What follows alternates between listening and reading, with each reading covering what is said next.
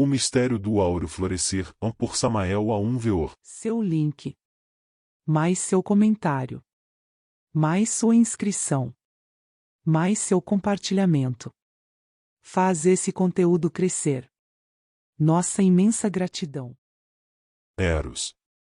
Diz o Dr. Roubo o seguinte: tão logo que o membro viril penetra no vestibulum, roça primeiro o glans pênis na glândula clitórica, que se encontra na entrada do canal do sexo e que, mediante sua posição e ângulo que forma, pode ceder e flexionar.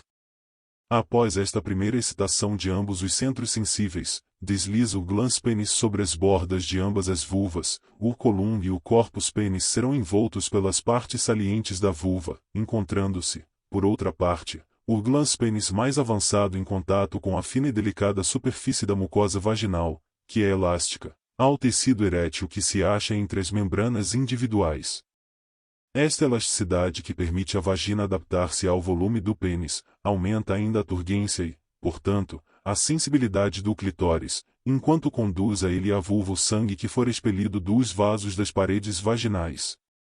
Por outra parte, a turgência e a sensibilidade do glans-pênis são aumentadas pela ação compressiva do tecido vaginal, que se torna cada vez mais turgente, e de ambas as vulvas no vestíbulo.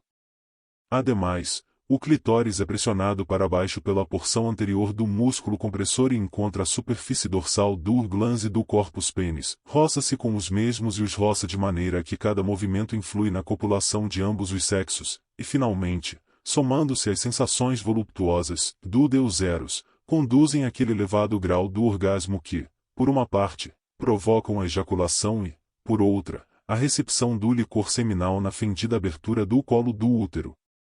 Quando se pensa na influência do temperamento, da constituição e de uma série de outras circunstâncias, tanto especiais como correntes, que tem sobre a faculdade sexual, convencemo-nos de que não se acha, nem de longe, solucionada a questão da diferença na sensação do prazer entre ambos os sexos, e até, de que dita questão, envolta entre todas as diversas condições, é insolúvel. Isto é tão certo que até apresenta dificuldade o quer traçar um quadro completo das manifestações gerais no coito. Porém, enquanto numa pessoa a sensação do prazer se traduz só numa vibração apenas perceptível, em outra, alcança o ponto mais elevado da exaltação, tanto moral como física.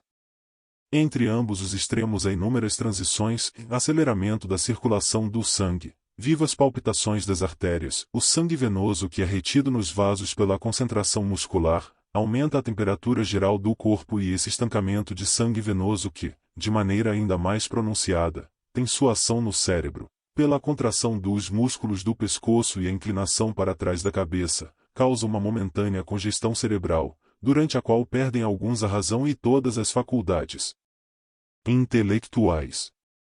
Os olhos avermelhados pela injeção da conjuntiva tornam-se fixos e de olhar incerto, ou, como no caso da maioria das vezes, cerram-se convulsivamente, para fugir do contato com a luz. Isto é algo que está integralmente comprovado. A respiração, que em alguns é arquejante entrecortada, interrompe-se em outros pela espasmódica contração da laringe, e o ar, retido por algum tempo, busca, finalmente, um caminho para o exterior, mesclado com palavras desconexas e incompreensíveis. Como assinalei, os centros nervosos congestionados produzem só impulsos confusos.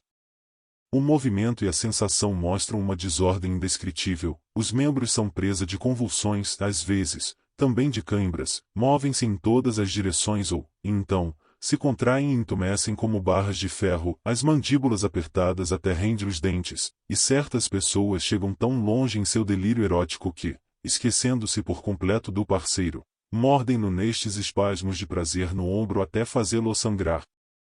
Este estado frenético, esta epilepsia e este delírio de Eros duram, costumeiramente, só breve tempo, porém, o suficientemente longo como que para esgotar, por completo, a energia do organismo do animal intelectual que desconhece a magia sexual e para quem tal hiperexcitação há de concluir com uma perda mais ou menos abundante de esperma, enquanto que a mulher, por muito energicamente que possa haver coparticipado no ato sexual, só sofre uma passageira lassitude que é muito mais reduzida que a do homem e que lhe permite recuperar-se mais rapidamente para repetir o coito.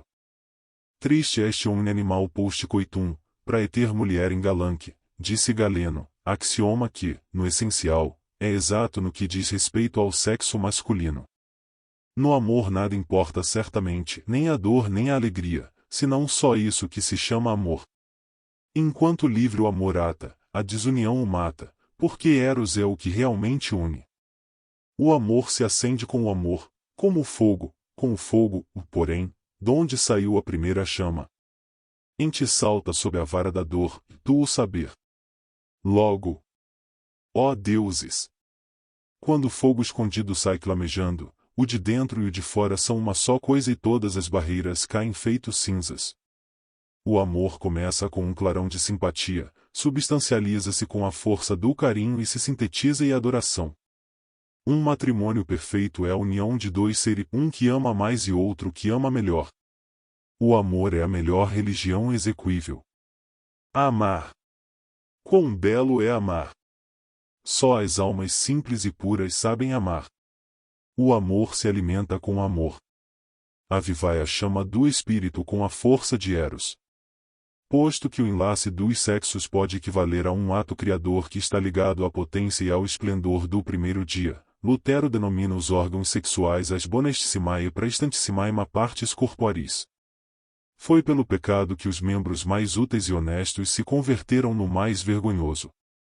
Maomé disse, o coito é um ato até prazenteiro à religião, sempre que se realize com a invocação de Alá e com a própria mulher para a reprodução, ou melhor para a transmutação sexual. O Corão diz, vê, toma por mulher uma donzela que acaricies e te acaricie, não passe ao coito sem te haver antes excitado pelas carícias. O profeta enfatiza assim, e vossas esposas são, para nós, um lavradio. Ide a ele com vos apraz, porém, realizei antes alguma ato de devoção. Temei a Deus e não ouvideis que um dia vos havereis de achar em sua presença. O autor do Euctata, escrito extraordinariamente, apreciado pelos árabes, não se farta na glorificação do coito, este é, para ele, o hino de louvor mais magnífico e sagrado, o anelo mais nobre do homem e de sua companheira após a unidade primitiva e as delícias paradisíacas. Estes, diz, não compreenderam, nem viram que o amor é o fiat lux do livro de Moisés, o mandato divino, a lei para todos os continentes, mares, mundos e espaços. E, em suas ulteriores explicações, o autor do Euctata revela a primitiva ciência esotérica, que, no fundo, a união física do homem e mulher é um ato sobrenatural, uma reminiscência paradisíaca, o mais belo de todos os hinos de louvor dirigidos pela criatura ao Criador, o alfa e ômega de toda a criação. O Sheikh Nefrani põe na boca de um sábio estas palavras, a mulher é semelhante a uma fruta cujo aroma se aspira primeiro quando se a toma pela mão. Se não se acalenta, por exemplo, com a mão, a erva de basilisco, não se toma seu aroma. O âmbar desprende sua fragrância só quando se o esquenta. E isto bem o sabes. Assim sucede com a mulher. Quando queres passar ao ato amoroso, deves primeiro acalentar o coração dela com todos os preparativos da arte de amar, com beijos, abraços e pequenos mordisocos. Se descuidas disto, não te será dado nenhum gozo completo e todos os encantos dos enamorados ficarão ocultas para ti. Num tratado muito sábio sobre medicina chinesa li o seguinte, o taoísmo tem outras influências da medicina, como prova a leitura de uma recopilação de tratados taoístas, o Xingmin Kuei Shen, do ano de 1622, aproximadamente. Distinguem-se 3 regiões no corpo humano. A região superior, ou cefálica, é a origem dos espíritos que habitam no corpo. A almofada de jade, Tiu Shen, se encontra na parte póstero inferior da cabeça. O chamado osso da almofada é o occipital, Shenku. O palácio do Niun, termo derivado da palavra sânscrita nirvana, se encontra no cérebro, chamado, também, mar da medula óssea, Sui Rai é a origem das substâncias seminais. A região média é a coluna vertebral, considerada não como um eixo funcional, senão como um conduto que une as cavidades cerebrais com os centros genitais, termina num ponto chamado a coluna celeste, Tianshu, situado atrás da nuca, no ponto onde nascem os cabelos.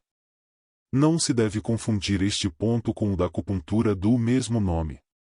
A região inferior compreende o campo de Cinábrio, Tumteien, do qual nos ocuparemos mais adiante. Nela assenta a atividade genital, representada pelos dois rins, o fogo do tigre, Tiang, à esquerda e o fogo do Dragon, Ting, à direita.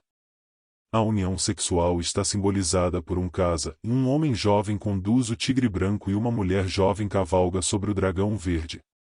O chumbo, elemento masculino, e o mercúrio, elemento feminino, vão mesclar-se. Enquanto estão unidos, os jovens arrojam sua essência em uma caldeira de bronze, símbolo da atividade sexual.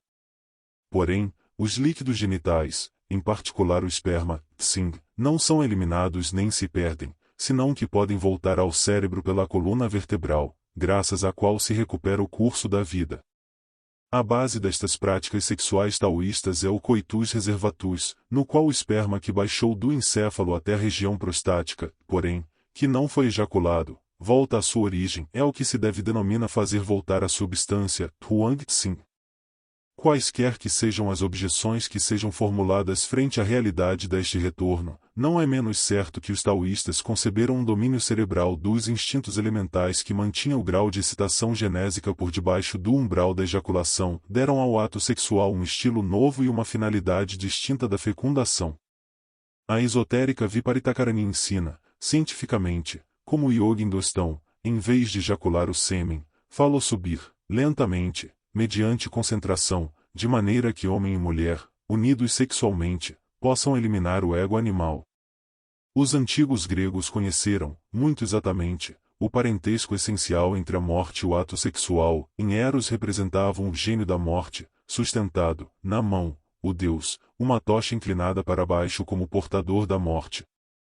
Sendo a força mais profunda e primitiva de todas, nos homens, a sexual é considerada, pelos tantras, como o Eros cosmogônico, a serpente ígnea de nossos mágicos poderes. Muito longe de violentar a nossa essência íntima no sentido de concupiscência brutal, ou, então, de entumecer-se, organicamente, por um espasmo que só dura poucos segundos, o praticante toma, em contraposição, a potência de sua divina mãe Kundalini particular, para fusionar-se com ela numa unidade e eliminar tal ou qual eu, quer dizer, este ou aquele defeito psicológico previamente compreendido a fundo. Só com a morte advém o novo. Assim é como Eros, com sua tocha inclinada para baixo, reduz à poeira cósmica todos esses agregados psíquicos que, em seu conjunto, constituem o eu. O mantram, ou palavra mágica, que simboliza todo o trabalho de magia sexual é Krim. Neste mantram se deve empregar uma grande imaginação, a qual obra diretamente sobre Eros, atuando este, por sua parte, por sua vez, sobre a imaginação, insuflando-lhe energia e transformando-a em força mágica. Para pôr-se em contato com a móvel potência universal, o praticante percebe diversas imagens, mas antes de tudo, revela-se-lhe sua divina mãe adorável, com a lança sagrada em sua destra, pelejando furiosa contra aquele o diabo que personifica tal ou qual erro psicológico que anelamos destruir. O praticante, cantando seu mantram Krim, fixa logo sua imaginação, sua translucidez no elemento fogo, de tal modo que ele mesmo se sinta como chama ardente, como flama única, como fogueira terrível que incinera o eu diabo que caracteriza o defeito psicológico que queremos aniquilar. A extrema sensibilidade dos órgãos sexuais anuncia sempre a proximidade do espasmo, então devemos retirar-nos a tempo, para evitar a ejaculação do sêmen. Continue-se logo o trabalho, o homem deitado no solo, em decúbito dorsal, boca para cima e a mulher em sua cama, e suplique-se à divina mãe Kundalini, peça-se, com frases simples, saídas do coração sincero, elimine, com a lança de Eros, com a força sexual, o eu que personifica o erro que realmente compreendemos e que anelamos reduzir à poeira cósmica. Bendiga-se, por último, a água contida num copo de cristal bem limpo e beba-se, dando graças à Mãe Divina. Todo este ritual do Pankatattva libera o herói de todo o pecado, nenhum tenebroso pode resistir-lhe, subordinam-se-lhes os poderes terrestres e supraterrestres e caminha pela terra com a consciência desperta. Temido por todos os demônios, vive como Senhor da salvação e completa a bem-aventurança, escapa à lei do renascimento, pois, através de longos e terríveis trabalhos da magia sexual, utilizou o formidável poder elétrico de Eros, não para satisfações brutais de tipo animal, senão para reduzir a pó o eu pluralizado,